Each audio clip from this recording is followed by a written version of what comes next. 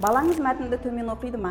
Оқып болған соң не оқығанын ұмытып қала береді ме? Сабаққа деген зейіні төмен бе? Онда бұның шешімі бар.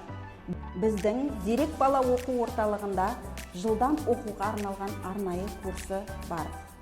Біздің орталықта балаңыз 2-3 есе тез оқуды үйренеді, зейіні мен есте сақтау қабілеті артады, ақпаратты тез қабылдап, мазмұнын ашуды үйренетін болады.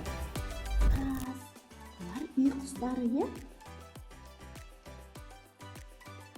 Қандайсың? 1 тамаша, 2 өте жақсы, 3 4 7. Мынау қамал, мынау таусоғар. Айзере, мынау қандай фигура? Аха, шеңбер. Қазір мен бір затты алып алам, сен қайсысы екенін табасың, жарай ма? Қандай зат жоқ? Молодец, кітап жоқ екен, иә?